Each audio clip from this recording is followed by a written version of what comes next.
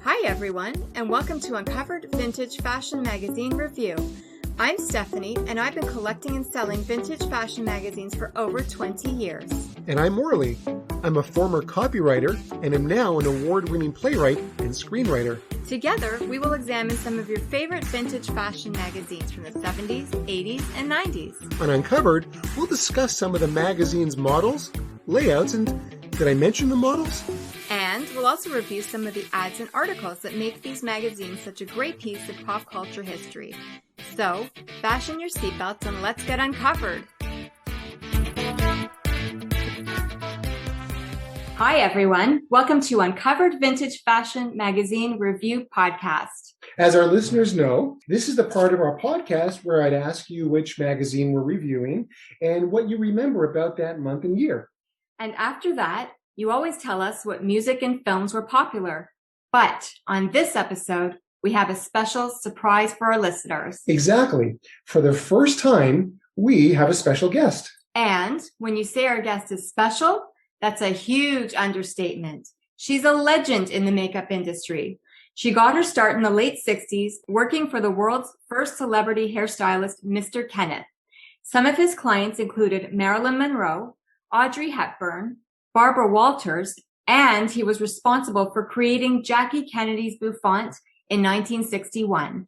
She got her first big break when she started working for Vogue magazine and has worked with some of the world's leading models, photographers, and hairstylists. She has written 2 books, Disco Beauty and The Makeup Wake Up, and continues to make her mark on the industry today.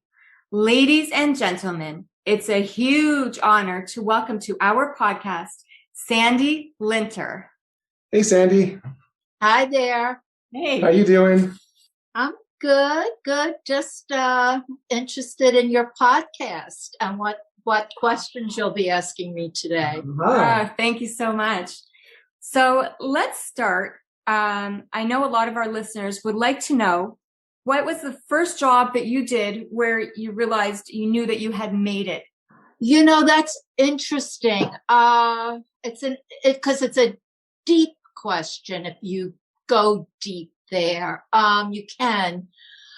I don't think I ever felt that I made it. I've done jobs. I did jobs in the beginning of my career. I started really in the early 1970s. In the late 60s, I was working in Bloomingdale's behind a makeup counter for Mr. Kenneth. Yeah. And in the early 70s, I started working at his beautiful hair salon. And I did Jackie Kennedy, and I did Barbara Walters, and I did everyone he was doing. And what was your question? Oh, when did you first realize that you had made it? So the thing is, I could have felt that I made it once I got to Mr. Kenneth's. That was like 1973. I could have felt that. So I must have felt a little bit like that. Or maybe when I did my first cover of Vogue, or my first shoot of Vogue was with Mellen. I didn't, just because she radiated such greatness and she was just a very cool woman, I realized she was a somebody, but I didn't really know what a big character and a genius editor she was. I really didn't know. And I worked with her in 1973. The photographs were amazing. She was amazing. When that issue came out, maybe I thought I made it there. So it's all kind of little things for me. I never really had that big moment. I had many, many, many times in my career, little moments of being satisfied with something I did.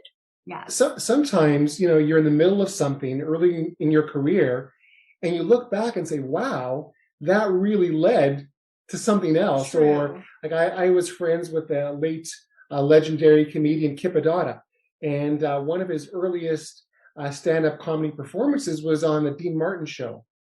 And he was very young, And that led to so many opportunities. I mean, he was on the Tonight Show about a dozen times, and he hosted his own show. But being on that Dean Martin show with Dean Martin and so many others, really, he didn't know at the time, but it really helped launch his career. I'm sure. I mean, I've just met so many people along, and it is a chain. You meet somebody, they introduce you to somebody else. You go work for a photographer. He likes your work. Other people see your work, and then you meet somebody else. It is a chain that you really, as a freelancer, don't ever want to break. Right. So you can't break that chain. So there's a little pressure. There's a lot more pressure on freelancers than I think people realize, because you just, there's no security. Right. So, and you're only as good as your last job. And let's face it, you can have jobs that suck. You'll never know it because those pictures will never be shown by the people who've done them. Right. But you can have bad days too. So majority are good, but you can have bad days, and you don't want to break that chain. So it is good to keep on going. And that's what I'm doing now at my age 73. I just keep on going and do whatever is presented to me to do.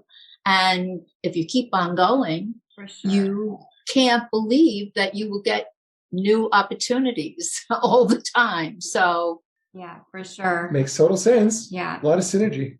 So another thing I wanted to ask is, what is the most unusual makeup that you have been asked to do? I love makeup, and I've always loved makeup, and nobody ever really asks me to do a certain type of makeup, except in the very late 80s, like 1988, 89, before, right on the cusp of when Stephen Meisel took over and dictated makeup, hair, and fashion again.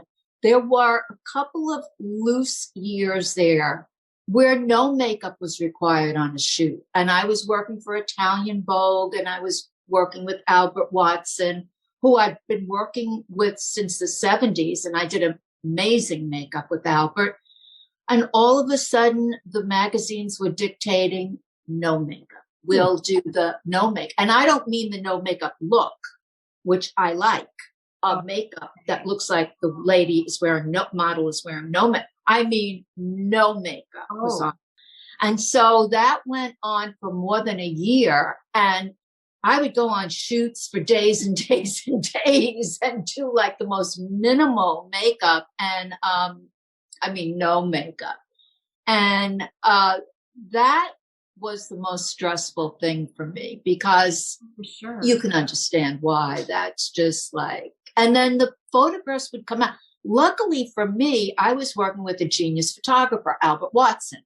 So when the photos came out, because he did such beautiful black and white and depth and color and everything, you can't tell in the photographs that there's no makeup. The girls always look beautiful. And so I would say the shoots were successful. It was just my time during the shoot that I would feel odd.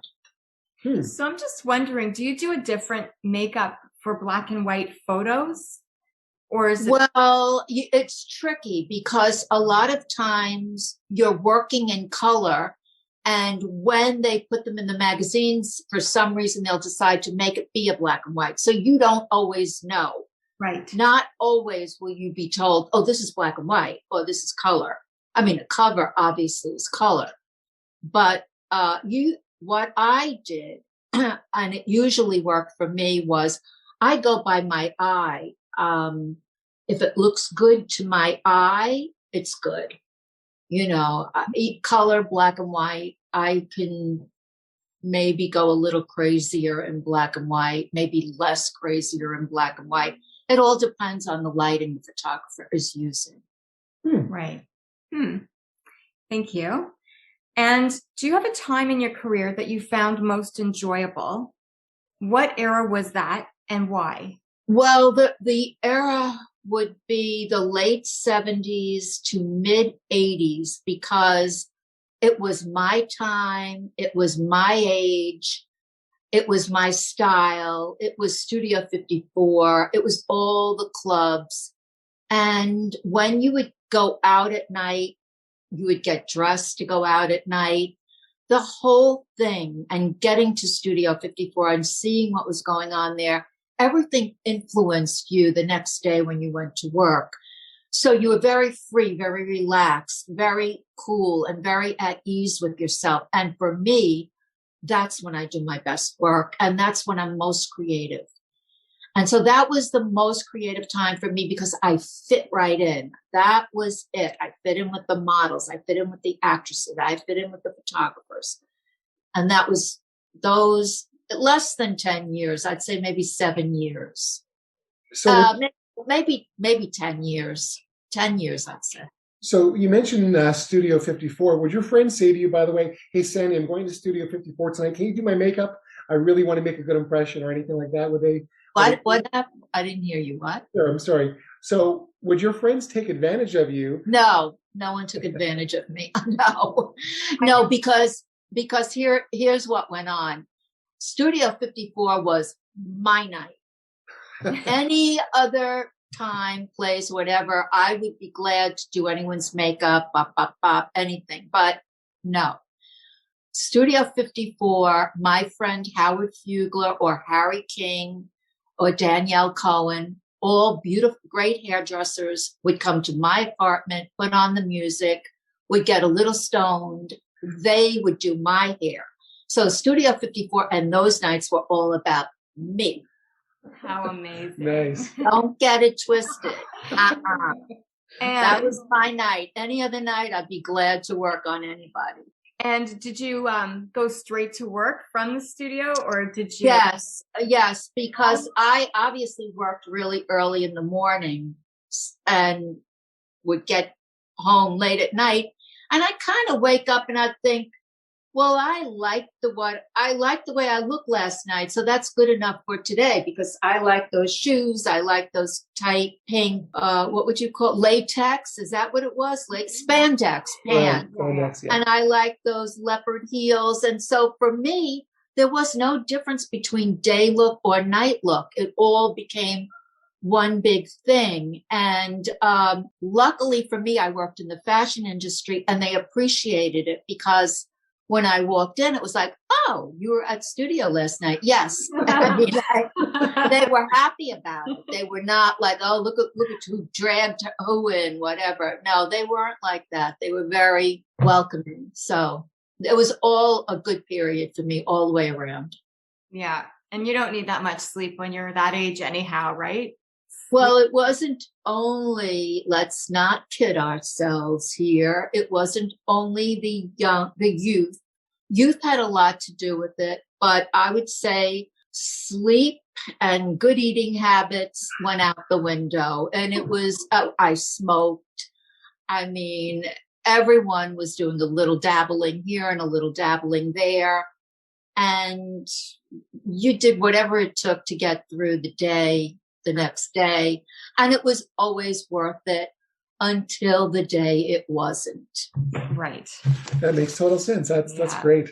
And so Studio 54, just wanted to talk a little about the fact that there's not that many of us who can relate to that experience. And I think it's fantastic what you're doing. You're considered an expert. You were there, and there was this documentary on Netflix, which we've both seen, and you were great, by the way. Fantastic. And now there's this exhibit, Night Magic. Now it was there and in New York, in Brooklyn, I think. Oh, the Brooklyn Museum did a beautiful job. Matthew Yokobosky curated the Studio 54 Night Magic exhibit. And it was in the Brooklyn Museum. It's now in Toronto. We know. Because I was watching your Instagram posts and I was seeing you go, and I think you have some pictures. There are some pictures of you in the exhibit, correct? I have my Disco Beauty book is in the exhibit, and I have 2 really nice photographs in the exhibit, and lots of Polaroids. because it was really important. And Matthew understood the importance of how you looked when you went to Studio 54.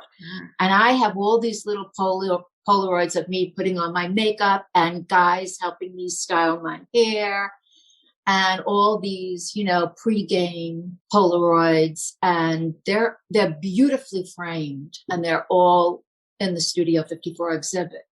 So I got really, really, really lucky that I think Anna Sui, the designer Anna Sui, told Matthew about me. And then he interviewed me. And then he asked me for all my memorabilia. And he put it all in Studio 54 exhibit. I think from Toronto, it goes on to Germany. Unfortunately, the COVID-19 virus has interfered greatly with the amount of people who could see it. And I feel badly because it really is like a night out. It's like going out to a club. So Stephanie and I were going I feel kind of badly for people who did miss it because of the COVID virus. So we're in the Toronto area. And I was like, so excited that it was coming here next after New York. And I said, Morley, we're going, right? Oh, you should definitely go. But that was in January and we were locked down. So you are still locked down. Oh, yeah. I'm hoping. Well, that makes sense because usually I would get phone calls like trying to promote the exhibit and I haven't had any phone calls. So that makes sense. Yeah. But sad. It's such a waste because it's done so well. We heard great things about it. We were going to get tickets for last year. It was opening around Christmas time last year. I think it came in January. Okay. If I'm not mistaken. So we were supposed to go, but unfortunately, no can do. So next question, Steph. So Sandy, who were some of your favorite faces to make up? So in the 1970s, I was very fortunate. I know I'll miss a few, but certainly Patti Hansen and certainly Rosie Vela and Lisa Taylor, Janice Dickinson. I can go on and on. And I worked every day with these girls and they were just knockouts, just beautiful girls. So it's hard to say what my favorite was. And that was the 70s and the 80s. Christie Brinkley. I met her like in 1977. I still work with her. Unfortunately, not now because of COVID, but I've been working with her. And in 1995, I met Elizabeth Hurley. And these are girls that I've worked with consistently over and over and over again. And they're just really beautiful. Yes, I went to a TV station a few years ago with Famke Janssen. I don't know, the actress, beautiful. Yeah. Mm-hmm. And I overheard the wardrobe lady say, we really have never figured out if Sandy Linter knows how to do makeup or not, because the girls she works on are also beautiful. Oh, come on. Well, it's funny because in the 50s, I forget who said it, but they once said, well, Marilyn Monroe is only considered beautiful because of the clothes she wears. So she showed up, they took a picture of her in a potato sack. I don't know if you remember that famous picture of her wearing a potato sack. I remember there's a picture of her in a potato sack, yeah. And that's what prompted it. And you mentioned Rosie. What an incredible voice she has as well. I don't know if you've heard I love Rosie, yeah. A voice of an angel. And speaking of which, is there any truth to the rumor that I just started that Blondie stole her look from you? Blondie. Now, that's another face. You see, I left somebody out, and that would be 1980. No, but funny story, though. I look like I stole my look. I stole her look because, of course, she's Blondie. But I was in Europe doing the collections with Albert Watson in 1977. And I noticed a group of kids, like looking at me, and they were calling me Blondie. And I thought it was because of my hair color. I had blonde spiked hair. And so that was 77. When I got home from that trip, immediately I found out who they were referencing. They were referencing Deborah Harry. And I was so excited. But I came to my look without knowing her look, which makes me sound like I'm lying. but it's the truth. And I was called Blondie before I knew I looked like Blondie. Then I was asked to do her makeup for a cover of Interview magazine. And she walked in kind of like sullen looking and very punk rocker looking, kind of tough looking. And she sat down in my chair and she closed her eyes and she looked up at me like this. And I went, I got this look. I know exactly what I'm going to do. She was just so fabulous to work with. A pleasure. What a pleasure. A little intimidating because she's such, I mean, I'm talking about her heart of glass days. She's still intimidating till this day, but because I know her not. But at that point in time, I remember being a little intimidated. But the minute I saw her face, I just was like, got this. But Sandy, how's your singing voice? Are you good at karaoke? Horrible. Oh no, I wouldn't even. I mean, these girls have true talent. They really do. And look at the longevity she's had.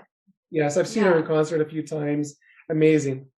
So speaking of the blonde hair, I remember for a time you had red hair. I did. Really cute red haircut. And I remember those Deborah Turbeville photos. I did. I had red hair. I dated a guy who was a great hairdresser at the time. And I cut my hair like Louise Brooks, Bob. Yeah. And he was the hair cutter. He was a great, great hair cutter. It was like a Vidal. He was French, but he gave me a Vidal Sassoon haircut, like Louise Brooks. And then I remember him giving orders to the hair colorist, and I can't remember his name. And he said, I want it lipstick red, like Chanel red. And that was the color of my hair. Wow. What was that like for you? That's a big departure from your... Oh, I loved it. I loved it because it made me be more creative with my own makeup. And when I experiment on myself, that's better. Then I can, do better things for other people, Yeah. And I know that Rosie calls you Red. Rosie Vela, sorry. Yes, because that's how she met me. That's how she knows me. And when I say I worked with her, Rosie worked every single day for Vogue magazine. And I did almost all those days with her. She did every cover. I want to say 1975, she was on there's one issue of Vogue. She's on every single page. Grace Mirabella loved her face so much. She insisted Rosie has to be in this shoot. Rosie has to be in that shoot. I overheard someone say that back then. Wow. So 1975, 76, 77, those years, she really, really, really worked editorially. Why? So is there anyone whose makeup you would like to do that you haven't had the opportunity yet? Well, I could say there's so many people I never did. Back in the day, I wanted to do Madonna, and I just missed her. Because I used to work a lot with Scavullo, and he worked also with Bandy, and he gave her away. That happened. I remember being a little, you missed it. You know what I mean? Back then. But they're all in such good hands. I mean, so it's hard for me to say. I see such beautiful work done, like on Michelle Pfeiffer. She looks gorgeous. Would I like to do her makeup? Of course. But I'm very happy with the girls I do. So, I mean, yeah, you always miss a few. There are always a few that just get by you. And you just say, where was I today? So, Sandy, what's the biggest makeup mistake that you see women make? I would say not wearing any makeup is a big mistake. Yes. And I got that message from your book. Makeup. Yeah, I just don't understand it. I mean, to never wear any makeup. I mean, there are very few, there are some women who can wear gray hair. They really look great with gray hair. And there are very few, and there are very few women who really can look good without, not look good, but look great without makeup. I guess I don't understand it because I come from the 60s. And in the 60s, makeup was such a big deal. It was even bigger than it is today. And today it is a big deal.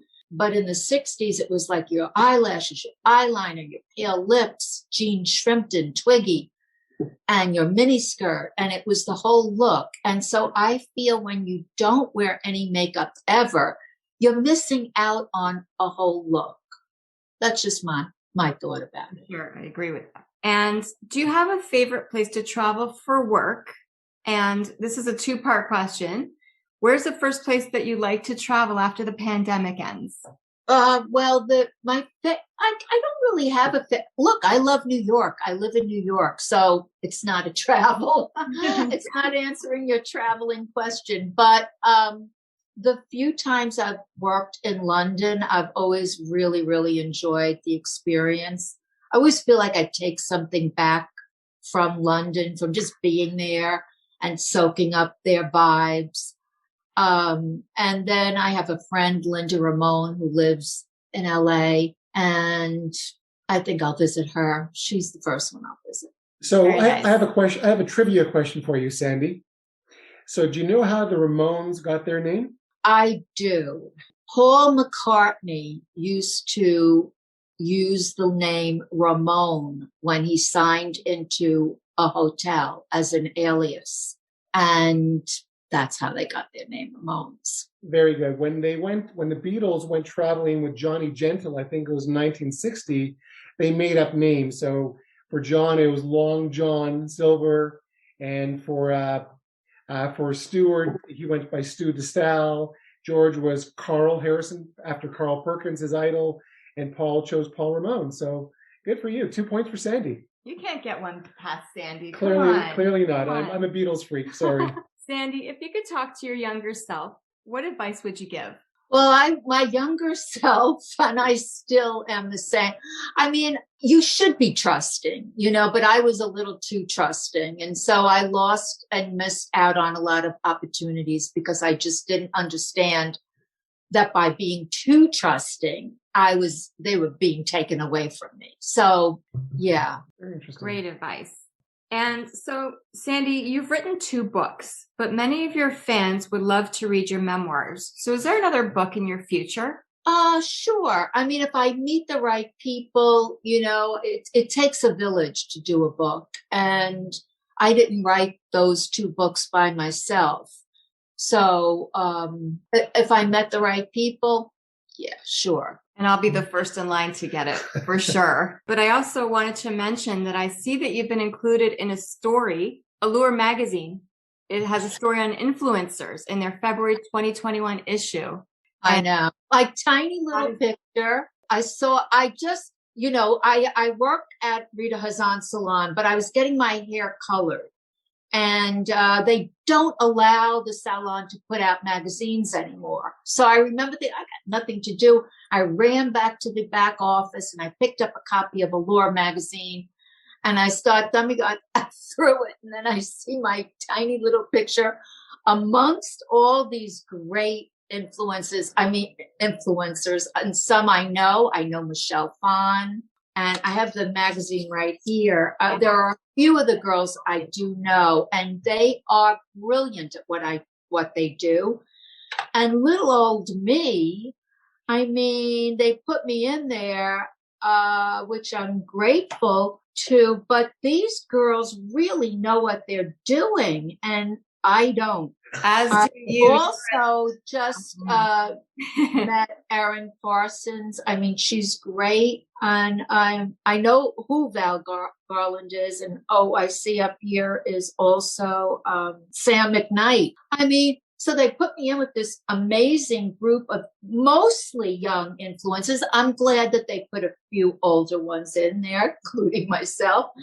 But it was kind of shocking because it's something that I only took up in 2013 and just do it without knowing what I'm doing. I just see something I like and I post it and I talk about it. That's it. I have no agenda. It's just, so to be mentioned was really, really cool. Well, you certainly belong at the top of that list for sure. Sandy, thank you so much for joining us today. It's been an honor and privilege to have you on the show. And if anyone would like to reach you, or to find out more about you, where can they find you? I know to find out more about me. You can't find out more about me, unless you go to my Instagram. It's all there. I think everything I've ever done in my life is on my Instagram. So they can go to your Instagram page, which is, do you recall what your Instagram handle is? Just Sandy Linter. Very good. Everyone's going to check this out. Sandy's Instagram page is incredible. The amount of advice that you share with all of us, we're so grateful. That's sweet. Amazing. We had a great time. Thanks again for appearing on Uncovered Vintage Fashion Magazine Review. Thank you. Thank you for listening to Uncovered Vintage Fashion Magazine Review Podcast. Uncovered was produced by Morley Schulman, with music by David Renda and logo design by Alan Lipman. So remember, if you liked Uncovered, be sure to tell 2 friends about it. And they'll tell 2 friends. And so on, and so on, and so on.